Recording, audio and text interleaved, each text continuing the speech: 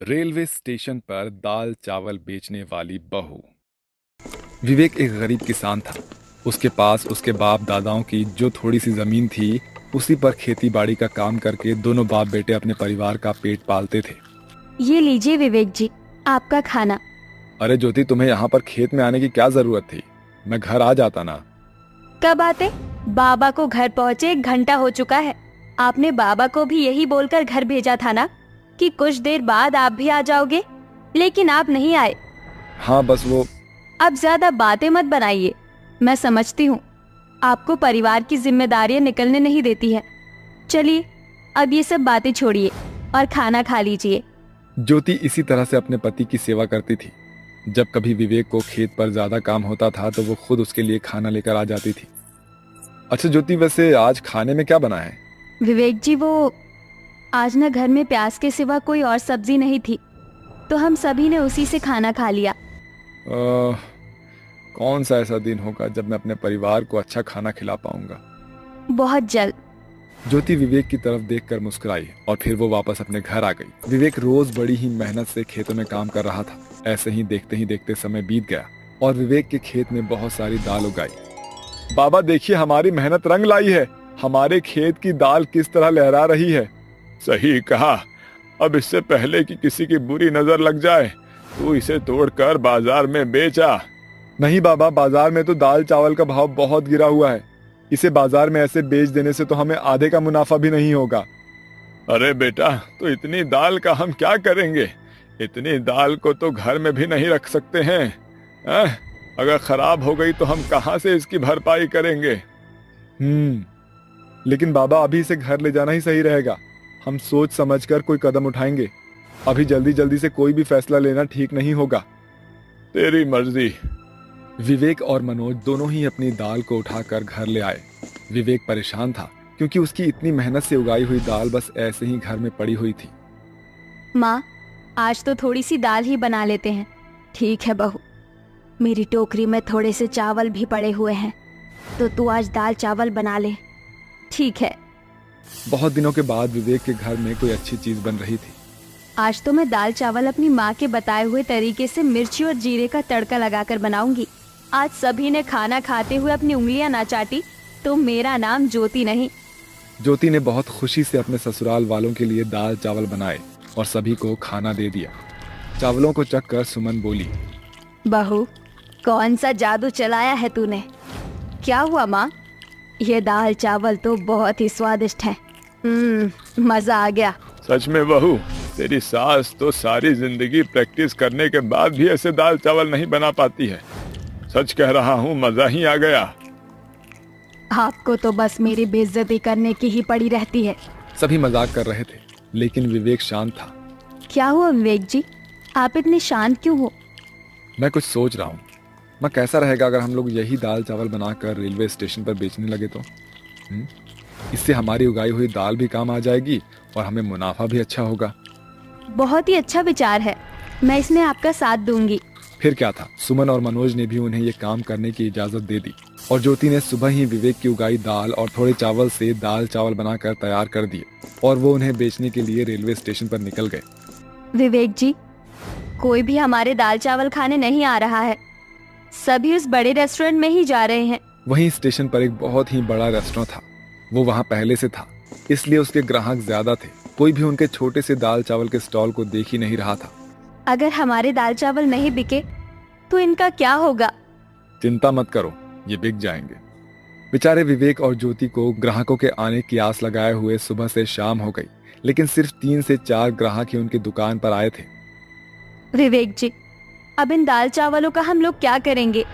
ये तो बहुत ज्यादा बच गए हैं। करना क्या है, इन्हें हमें खत्म करना होगा, वरना कल तक तो ये खराब हो जाएंगे। विवेक ने उन दाल चावल को वहीं स्टेशन पर रहने वाले गरीब लोगों और भिखारियों में बांट दी और दोनों पति पत्नी निराश होकर वापस घर आ गए। बेटा, कुछ दुकानदारी हुई? नहीं माँ। माँ, अभी हमें वहाँ पर काम जमाने में थोड़ा वक्त लग जाएगा। देखिए जी, मैं कल वहाँ पर कुछ भी बेचने नहीं जाऊंगी। वहाँ पहले ही एक बहुत बड़ा रेस्टोरेंट है, उसके आगे हमारे दाल चावल कुछ नहीं है। ऐसा तुम्हें लगता है? बस हमें वहाँ अपनी जगह बनाने में थोड़ा सा वक्त लगेगा।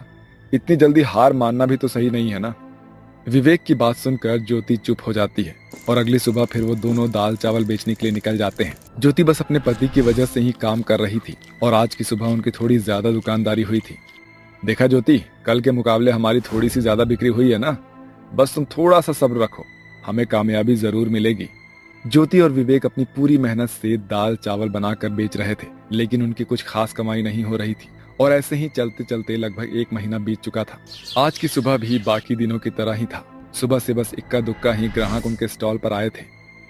आखिर कब तक ऐसा ही चलता रहेगा? ज्योति ऐसा बोल ही रही थी कि तभी स्टेशन पर बने उस बड़े रेस्टोरेंट के मालिक उनके छोटे से दाल चावल के स्टॉल पर आया। अरे आप, आइए आइए, स्वागत है। अरे हाँ विवेक भाई, आज तो हम तुम्हारे यहाँ के दाल चावल खाने आए हैं। जी जी जरूर, आप बैठिए, मैं अभी लाता हूँ। अरे ज्योति, साहब के लिए दाल चावल लाओ। ज्योति प्लेट में भरकर दाल चावल लेकर आ गई। जैसे ही उस आदमी ने उन्हें चखा तो वो उनके स्वाद में ही कहीं गुम गया। कैसे लगे साहब, बोलिए। खाते ही माँ के खाने की याद आ गई। विवेक, इन दाल चावल के आगे तो बड़े बड़े 5 स्टार होटल का खाना भी फेल है। मजा आ गया सच में। चलिए, सुनकर अच्छा लगा कि आपको पसंद आए। और कुछ सर? नहीं बस कुछ नहीं। कितना हुआ? वो आदमी खुशी खुशी वहां से दाल चावल खाकर जा ही रहा था कि तभी वो रुक गया और थोड़ा सा सोच कर बोला, विवेक अभी तुम्हारे ग्राहक बहुत कम है ना? हाँ, मैं सोच रहा था कि क्यों ना तुम मेरे लिए काम करने लगो। मेरा मतलब है कि तुम इन दाल चावल को बनाकर मुझे दे दिया करो और मैं इन्हें अपने रेस्टोरेंट में बेच दिया करूंगा। ज्योति और विवेक को उस आदमी की बात समझ आ गई और उन्होंने उसकी बात मान ली। फिर क्या था, अब ज्योति और उसका पति विवेक रोज दाल चावल बनाकर उस रेस्टोरेंट के मालिक को बेच देते थे और कुछ दाल चावल वो अपने स्टॉल में भी बेचते थे। ऐसे करने से उन्हें काफी सही मुनाफा हो जाता था और अब देखते ही देखते उनके ग्राहक भी बढ़ने लगे थे। जरा एक फुल प्लेट दाल चावल देना। लाती हूँ। अब उनका स्टॉल भी चल निकला था और देखते ही देखते उनके दिन बदल चुके थे और अब सब कुछ ठीक हो चुका था और सभी लोग खुशी खुशी रहने लगते हैं।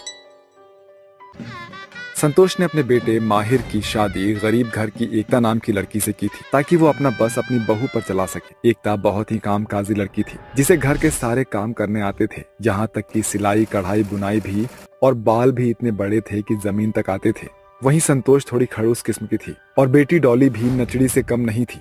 कुछ ही समय में एकता घर की सारी जिम्मेदारी बखूबी संभाल लेती है। ऐसे ही एक दिन जब वो नहाकर अपने बालों में तेल डालती है तो डॉली कहती है, अरे भाभी, अपने बालों के साथ ही खेलती रहोगी या खाना भी बना कर लाओगी? नहीं दीदी, ऐसी कोई बात नहीं है। बाल लंबे हैं ना, तो थोड़ा ध्यान तो रखना पड़ता है, समय भी लगता है। मैं 10 मिनट में चाय नाश्ता लेकर आती हूँ बस।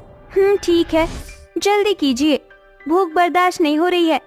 फिर अपने बालों की चोटी बनाने के बाद वो सबके लिए चाय नाश्ता बना लाती है तो सास संतोष कहती है, लो आ गई ठुमक ठुमक कर हमें चाय नाश्ता देने, अपने बालों को बल खाते हुए। ए टुइया, ई मत सोचना कि हमारी नजर तुम पर ना ही है, और ई का है चुड़ैल के भांति तुमरे इतने चुड़ैल जैसे बाल काहे है? माँ जी, हमरे बाल, मेरा मतलब मेरे बाल बचपन से ही ऐसे हैं। वक्त के साथ अपने आप ही इतने बड़े हो गए और हमें पसंद है। भाभी के बड़े बालों से बहुत डर लगता है, ऐसा लगता है रात को चुड़ैल बनकर मुझे डराने आएंगी। भाभी, आपको अपने लंबे बाल कटवा लेना चाहिए, धरती तक झूलते हैं। वो तो डॉली ठीक बोलत है।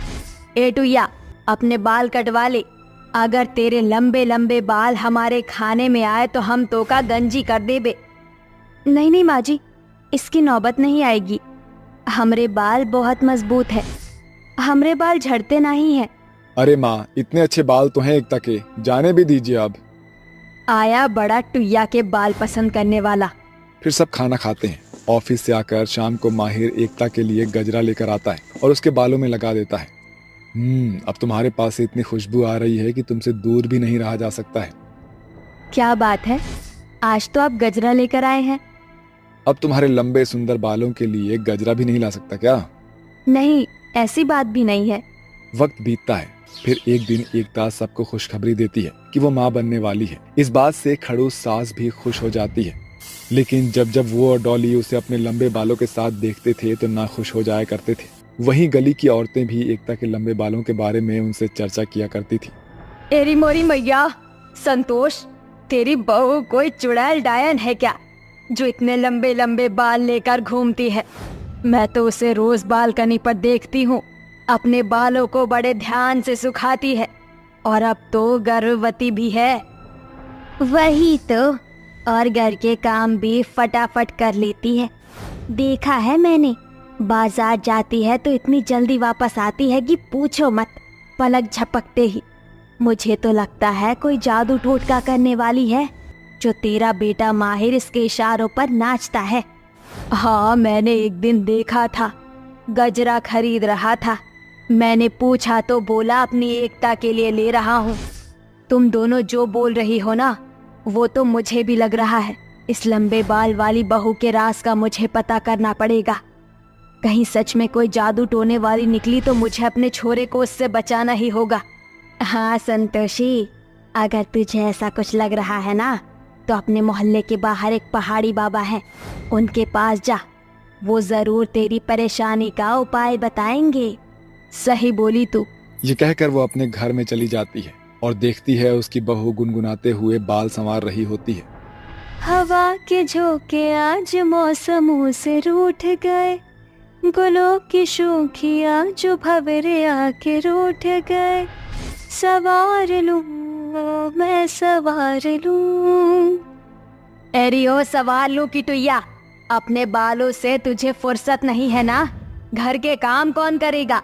बर्तन गंदे पड़े हैं, कपड़े भी गंदे हैं, शाम की सब्जियां भी काट के रख ले। बालों को संवारने में इतना वक्त लगाती है, इससे बढ़िया तो अपने बाल कटवा ले। नहीं नहीं माँ जी, मैं बस जा ही रही थी। पता नहीं आप मेरे बालों से इतना चिढ़ती क्यों है, हर बात में काटने को कहती हैं। ज्यादा बोल मत, समझी? इसके साथ संतोष अपने कमरे में चली जाती है, जहाँ एकता सर पर पल्लू डालकर हाथ में गिलास लिए आती है। माँ जी, ये लीजिए, आपको प्यास लगी होगी, मेरा खून पी लीजिए। आपके पैरों में दर्द हो रहा होगा, पैर दबा दूं या अपने बालों को काट दूं? आपको बेहतर महसूस होगा। अचानक से तू मेरे मन का कैसे करने लग गई टुइया बहू। हाँ, वैसे तू अपने बाल काट देगी तो अच्छा लगेगा। लीजिए माँ जी, अभी करती हूँ। ऐसा कहकर एकता अपनी सास के सामने अपने बाल को खुद काट कर टकली हो जाती है। ये देखकर संतोष खुश हो जाती है। अच्छी बात है, मेरे घर से बला टली। तू चुड़ैल थी ना, तेरे बालों के कटने के बाद अब तो इंसान बन जाएगी। तभी कमरे की लाइट अचानक से बंद होकर जलती है और संतोष अपनी बहू के फिर से लंबे बालों को देखकर डर जाती है। आहा, भूतनी, भूतनी, तूने तो अभी बाल काट दिए थे ना? माँ जी, आपका शक सही था, मैं एक चुड़ैल हूँ। चुड़ैल, मेरे बाल कभी छोटे नहीं हो सकते, मार डालूंगी अब मैं आपको। इतना कहकर एकता अपनी सास का गला दबाती है कि तभी संतोष की आंखें खुल जाती है। लगता है वो सब सपना देख रही थी, ऐसा कुछ नहीं हुआ। पर मुझे अपनी बहू से बहुत डर लग रहा है। आज उन बाबा के पास जाना ही होगा। क्या हुआ माँ जी, आप चिल्लाई क्यों? तू मुझसे दूर हट, चुड़ैल, लंबे बालों वाली बहुरिया। शू। ऐसा कहकर डरते हुए संतोष उसी पहाड़ी बाबा के पास पहुंच जाती है और उन्हें अपनी बहू के बारे में बताती है। डरने की कोई बात नहीं है। रात को तुम अपनी बहू के बालों को मौका मिलते ही काट देना, तुम्हारी परेशानी खत्म हो जाएगी। शुक्रिया बाबा। रात को माहिर एकता को अपने हाथ से फ्रूट खिलाता है। अरे अरे, मैंने खाना खा लिया, अब तो मैं आपको खाना परोस दूं ना? ध्यान से जाना, कहीं मेरी बेबी को परेशानी न हो जाए। अभी लाती हूँ, गरम गरम आलू के पराठे बना के। ये बोलकर एकता खाना बनाने जाती है तो ननद और सास दोनों एकता पर नजर रखते हैं। फिर संतोष अपनी बहू के आधे बालों को काट देती है। एकता को जैसे ही ये महसूस होता है, वो मुड़कर अपने कटे हुए बालों को देखकर रोने लगती है। हे भगवान, मेरे लंबे बाल को क्यों काट दिया माँ जी आपने? मुझे अपने बाल इतने पसंद थे। और दीदी आप भी, पता नहीं आप लोग मुझसे इतना क्यों खड़ूस तरीके से रहते हैं। मैं तो सारा काम अच्छे से करती हूँ। तू चुड़ैल है, अब इस घर की बला टली। हाँ मम्मी, सही बोला आपने। अरे ये सब क्या हो रहा है? तुम्हारे बाल कैसे कट गए? क्या बताऊँ आपको, माँ जी और दीदी ने मिलकर मेरे बाल काट दिए। मुझे ये चुड़ैल कह रही है। लंबे बालों का मतलब चुड़ैल थोड़ी होता है। माँ पागल हो गई हो क्या? हाँ, ऐसे कौन करता है? अरे बेटा, वो पड़ोसन भी बोल रही थी कि जिसके ज्यादा लंबे बाल होते हैं चुड़ैल वहीं पर ही होती है। और एकता बहू इतना फटाफट काम करती है जैसे कि कोई चुड़ैल इधर उधर उड़कर जल्दी कर देती हो। और फिर गर्भवती भी तो है, होने वाले बच्चे को कुछ हो जाता तो इसलिए मैंने बाल काट दिए। ओफो माँ, ये सब जलते हैं आपकी बहू के लंबे बालों से। आपने उनकी बात सुनकर काट दिया ना उसकी बाल। हाँ, आपके साथ कभी एकता ने ऐसा कुछ किया है जिससे आपको लगे कि ऐसा कुछ है? बेचारी के बाल काट दिए, ऊपर से प्रेगनेंसी के समय में आप स्ट्रेस दे रही हो उसे। और डॉली, तुम भी माँ के साथ हो? भैया भाभी, हमें माफ कर दीजिए, हमारी अक्ल पर पत्थर पड़ गए थे जो समझे नहीं। हाँ बहू, मुझे माफ कर दे, सच में मुझसे गलती हो गई। लेकिन अब मैं तेरे बालों की बहुत केयर करूंगी, तेरे बाल फिर से बड़े हो जाएंगे। कोई नहीं, अब देख लिया आपने नतीजा बाहर वालों की बात सुनने का। इस तरह सास और ननद को एकता से माफी मिल जाती है और फिर वो दोनों एकता के बचे हुए प्रेगनेंसी समय में खूब ख्याल रखती हैं। उसके हाथ पैरों और बालों की मालिश करती हैं, अच्छा खाना खिलाती हैं और फिर एकता के बाल पहले की तरह बड़े हो जाते हैं और वो एक प्यारे से बेटे को जन्म देती है। और इसके बाद सभी लोग खुशी खुशी रहने लगते हैं।